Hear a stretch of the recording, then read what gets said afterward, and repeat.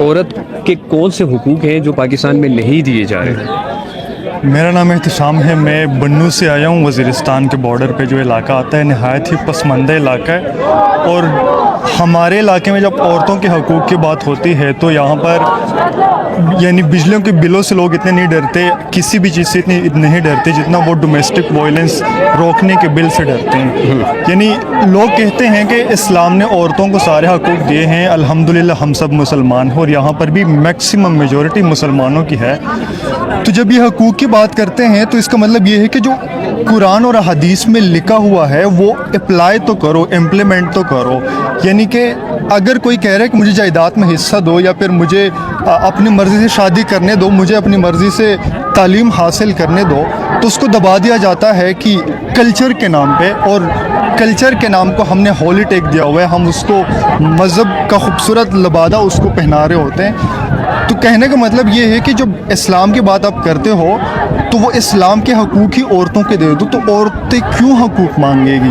آپ اگر جائیداد میں حصہ دو گے اپنی بہن بیٹی کو تو وہ آپ سے کیوں لڑے گی؟ آپ اس کو اپنی مرضی سے شادی کرنے کیوں نہیں دیتے؟ آپ کو یہ کلچر کے نام پہ یعنی وہ بدنامی نظر آتی ہے، اپنی غیرت پر داغ نظر آتا ہے، تو ایسا یہ کیوں ہے؟ یعنی آپ درست کہہ رہے ہیں۔ اسی طرح یہ ساری چیزیں ہمارے معاشرے کے اندر، سوسائٹی کے اندر ہیں، یہ سارے مسائل ہیں۔ بنیادی طور پہ بات یہ ہے کہ جو میوچل انڈرسٹینڈنگ ہوتی ہے ایک ہسبینڈ اینڈ وائف کے اندر، اس کو سڑکوں کے اوپر لا کے کیا حل کیا جا سکتا ہے؟ میرا ان سے کوئی تعلق نہیں ہے، کسی سے بھی میرا کوئی تعلق نہیں ہے۔ میرا ایک اپنا نظریہ ہے عورت کے حقوق کے بارے میں۔ آف کورس سڑک پر کون نکلتا ہے آپ مجھ سے زیادہ اچھی طرح جانتے ہیں۔ سڑک پر جب نکلتی ہیں عورتیں تو اس کا مطلب یہی ہے کہ آپ نے ان کو اتنا مجبور کر لیا، آپ نے ان کو حق سے اتنا دور کر لیا کہ وہ اپنے حق کے لیے سڑکوں پہ چلائیں گی۔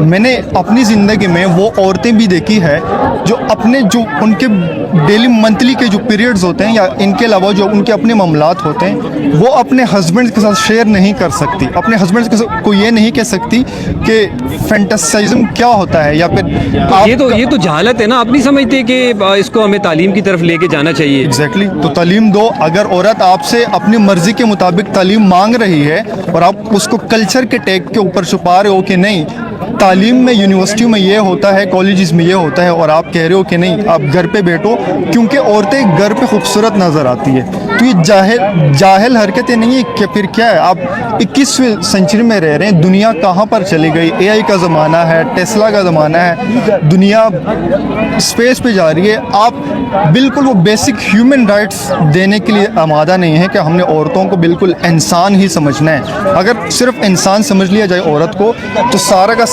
سارا معاملہ ہی ختم۔ مجھے آخر میں ایک بات بتا دیں کہ ویسے تو پاکستان نام کا اسلامی جمہوریہ پاکستان ہے، قرآن حدیث کے مطابق اس ملک میں کچھ بھی نہیں ہے سوائے بظاہر جو ہم نماز روزہ رکھتے ہیں، لیکن مجھے یہ بتائیں کہ اسلام میں پردے کا بہت حکم ہے، اور آپ الحمدللہ مسلمان ہیں، آپ کو اس چیز کا پتہ ہوگا کہ جو فاطمہ رضی اللہ تعالیٰ عنہ تھی، جنت کی خواتین کی جو سردار ہیں، ان کو بھی پردے کا حکم تھا، اور انہوں نے خود بھی یہ کہا تھا کہ میرا جنازہ بھی اندھیرے میں کرنا تاکہ کسی نامحرم کی نظر نہ پڑے میرے پر۔ کیا ان سے نعوذ باللہ کوئی بڑا اس دنیا میں کوئی ایسی خاتون ہے؟ تو پردے کے حوالے سے کیا کہیں گے آپ؟ دیکھیے میرے بھائی، دیکھیں جماعت اسلامی کے لوگ بھی آتے ہیں، حیا مارچ بناتے ہیں، وہ پردے میں رہ کے اپنے حقوق کے لیے بات کرتے ہیں، لیکن یہاں ایسا نہیں ہوتا، یہاں بات نہیں کرتے، وہ بات کرتے ہیں ان کے خلاف بات کرتے ہیں۔ صحیح ہے۔ جہاں تک آپ کی بات ہے کہ اسلام میں پردے کا حکم ہے، کون ڈینائی کر رہا ہے؟ مرد عورت دونوں کے لیے، اس میں کوئی بالکل دونوں کے لیے ہے۔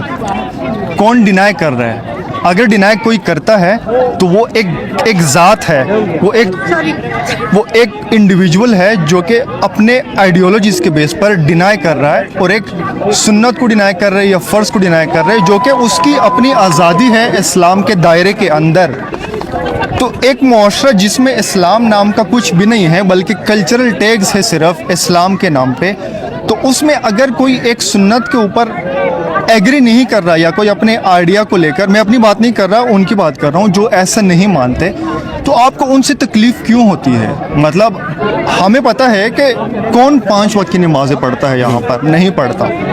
ہم نے کسی کا انٹرویو ایسے نہیں لیا کہ آپ 5 وقت کی نمازیں کیوں نہیں پڑھتے جبکہ 5 وقت کی نمازیں فرض ہے. لیکن ہم یہ چیزیں ضرور بولیں گے کہ عورت کو گھر پہ رہنا چاہیے یا عورت کو پردے کا حکم ہے، لیکن کوئی اگر نہیں مانتا تو اس کے اپنے ذات کے اوپر اس کی مبنی آئیڈیاز ہے جو کہ اسی کے حد تک ہے، اور وہ آزادی دی ہوئی ہے اسلام نے. تو ہمیں اس سے کیا مسئلہ ہونا چاہیے؟